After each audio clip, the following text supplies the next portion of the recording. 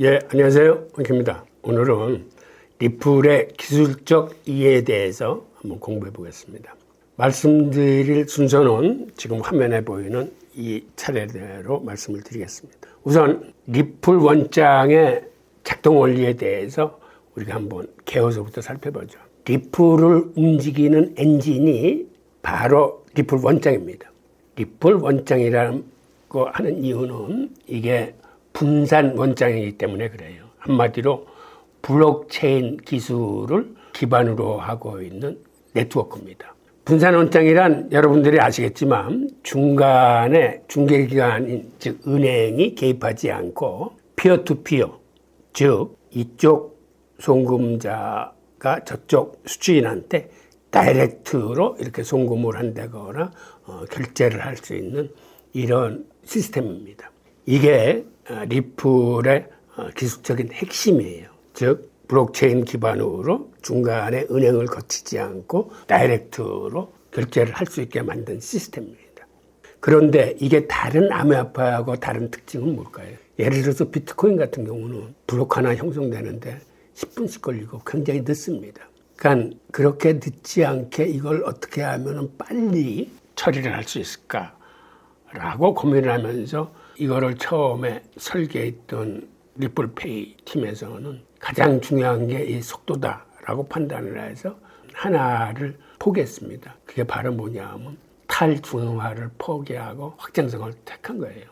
우리 솔라나 같은 경우가 이더리움에 비해서 그렇게 빠른 이유는 보안성이나 탈중앙화보다는 확장성에 방점을 뒀기 때문인데 리플이 바로 그렇습니다. 그런데 그들은 그렇다면 어떻게 탈중앙화를 포기하고 처리 속도를 빠르게 하는 확장성을 얻게 된 걸까요? 한마디로 합의 알고리즘이 비트코인이나 이더리움하고는 틀립니다.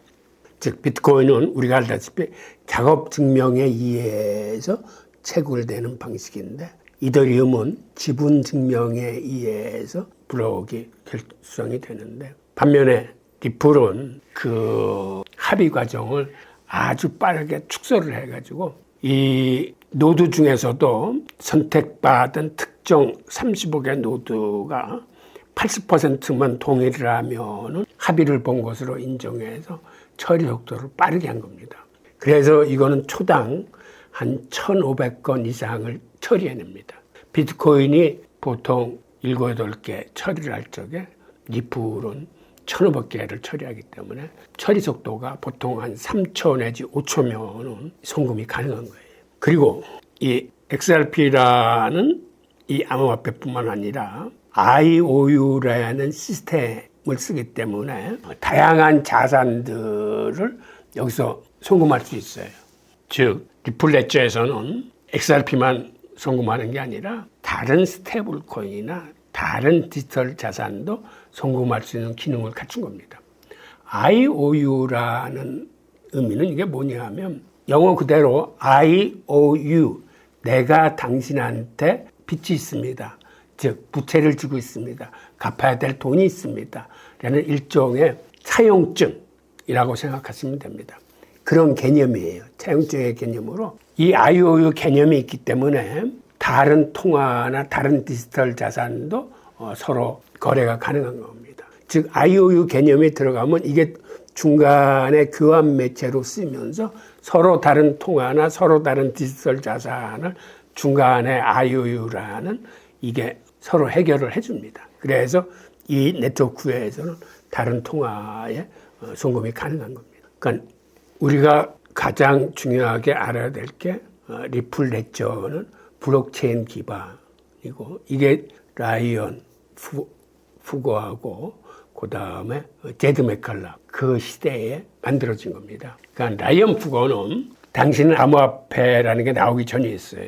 2004년도에 리플페이를 만들었는데 여기에 사실 IOU 개념이 들어가 있었던 겁니다. 이걸 보고 제드 맥칼락은 저거를 암호화폐로 만들면은 전 세계 어디나 빠르게 송금이 되겠구나라고 해서 제드 맥칼락이 만들어낸 게 바로 리플 레저입니다.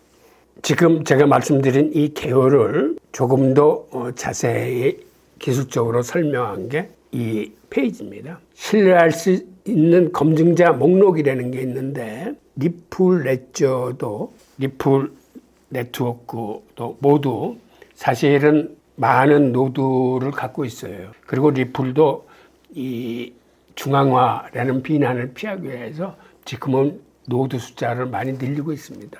그런데 그럼에도 불구하고 검증자 목록 내에 들어가는 거는 그렇게 간단치 않습니다. 35개의 노드만을 모아놓은 게 한마디로 이 검증자 목록인데 이게 사실은 검증의 주체 세력입니다.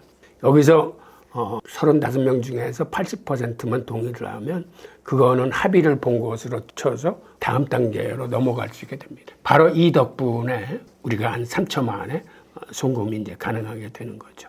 그리고 또 하나는 경로 탐색이라는 개념이 있어요. 즉 A로부터 D까지 송금이 되는데 다이렉트로 가는 것 같지만은 사실은 A한테서부터 D까지 가기 위해서는 중간에 B나 C라는 거를 거쳐서 갑니다. 즉 A와 D가 서로 간에 IOU 관계가 돼 있지 않으면 A와 D를 가기 위해서 IOU 즉 신뢰관계가 돼 있는 A, B, B와 C가 돼 있고 C와 D가 돼 있으면 이거를 연결해서 가는 겁니다.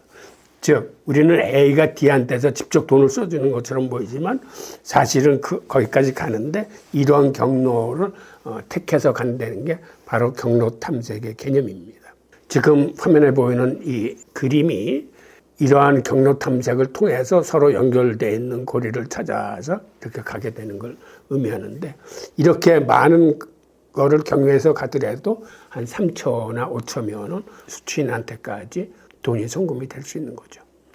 또 이 과정에서 서로 다른 통화들끼리의 환전은 환전소 역할을 해주는 개념이 있습니다. 그러니까 리플 레저 안에는 이런 탈중앙화 환전소의 역할을 하기 때문에 서로 다른 통화도 재빨리 서로 간에 환전을 하면서 돈이 갈 수 있는 겁니다.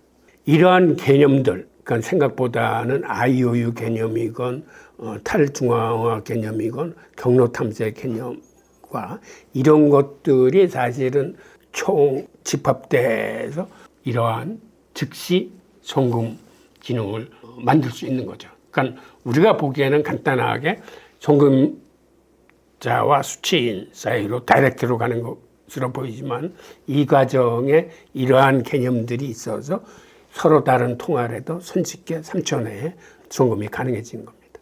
자, 두 번째는 리플 네트워크에 대해서 한번 들여다보겠습니다. 가장 중요한 게 사실은 좀 전에 말씀드렸던 리플 레저하고 그 다음에 이 리플 네트워크예요.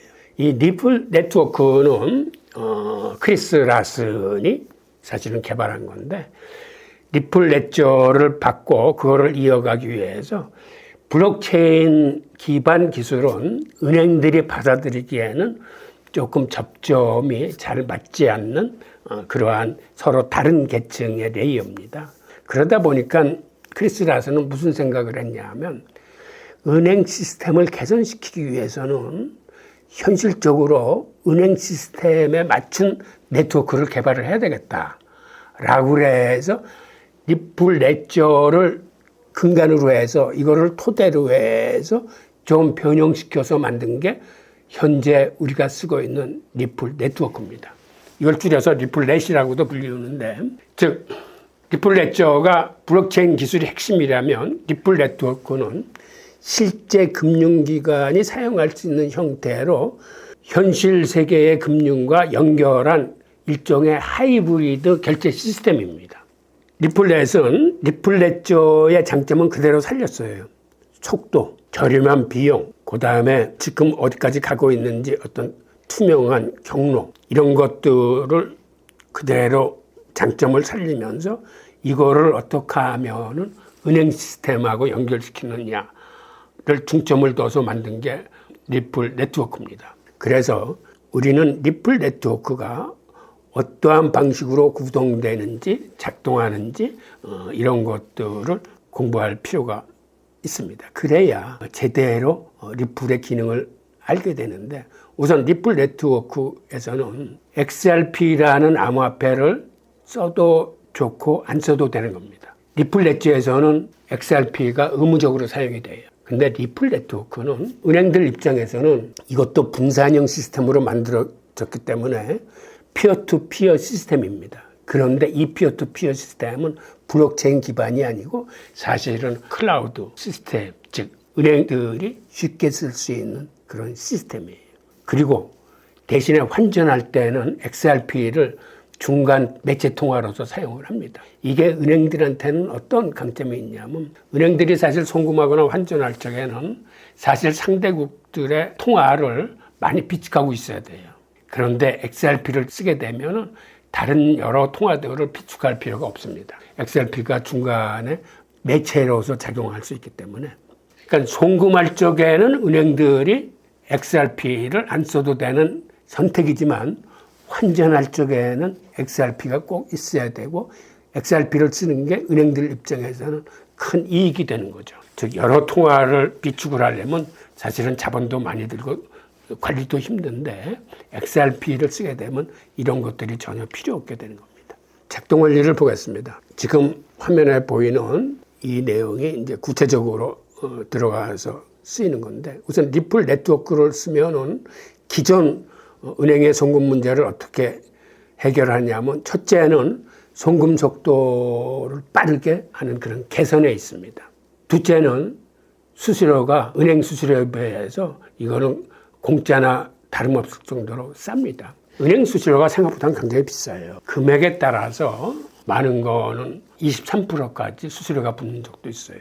즉 큰 금액을 보낼 적에는 과거에는 한 8%, 소액을 보낼 적에는 한 23%까지 붙었는데 이거를 스위프트도 많이 개선을 했습니다. 그러니까 이거를 IT 기술을 받아들여가지고 빠르게 송금하고 수수료를 낮추면서 지금은 보통 한 6% 정도 수수료를 낸다고 그래요. 그런데 이게 리플이나 스테이블 코인으로 송금하게 되면 거의 수수료가 이제는 들지를 않습니다. 그래서 앞으로는 사실은 대세가 리플이나 스테이블 코인으로 갈 겁니다. 그러니까 우리가 지금 송금을 할 적에 지금은 달러를 사가지고 송금하는 사람들의 숫자는 점점 줄어들고 있어요.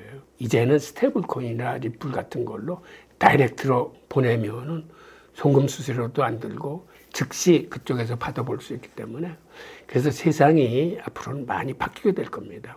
아직까지는 스위프트가 이거를 꽉 잡고 있는 이유는 스위프트가 지난 50년간의 그 경험치로 인해서 여기서 불법 자금, 테러 자금, 마약 자금들을 잡아내는 그러한 경험이 녹아 있는 거예요. 그래서 그런 자금들은 스위프트 시스템으로 송금 자체가 이제는 거의 불가능해진 그런 세상이 됐습니다. 그러다 보니까 미국 같은 나라가 아날로그 시스템이고 구식 시대에 만들어진 지금부터 한 50년 전에 만들어졌으니까 얼마나 구식이겠어요. 그럼에도 불구하고 이를 놓지 못하는 이유는 바로 이게 불법 자금들을 다 걸러주기 때문이에요. 그런데 그조차 앞으로는 리플이건 스테이블 코인이건 고객 신원 확인이나 불법 자금 방지 대책 같은 거를 엄격하게 준수를 해서 이 시장으로 크게 대체가 될 가능성이 큽니다. 자, 그 다음에는 셋째는 투명성이 굉장히 높아지는 겁니다. 이 리플 네트워크를 통해서 송금을 하면 지금 어디에 가고 있는지, 언제 수취인에 들어갔는지를 보내는 즉시 알 수 있어요. 그런데 이거를 스위프트 시스템으로 보내면 중간에서 무슨 사고가 나면 어디서 사고가 났는지도 잘 모르고 수취인이 돈을 얼만큼이나 받을지, 언제 받을지를 전혀 모릅니다. 그러니까 이런 문제도 리플이 굉장한 강점인 거죠. 그 다음에는 호환성의 강점이 있습니다. 그러니까 기존 은행 시스템과 이 리플 네트워크가 잘 교류될 수 있게 이렇게 돼 있어요. 그 다음에 XRP를 쓰게 되면은 환전하기 위해서 비축하지 않아도 되고 이러한 모든 요인들이 리플 네트워크를 쓸 적에 받는 효용의 가치들입니다.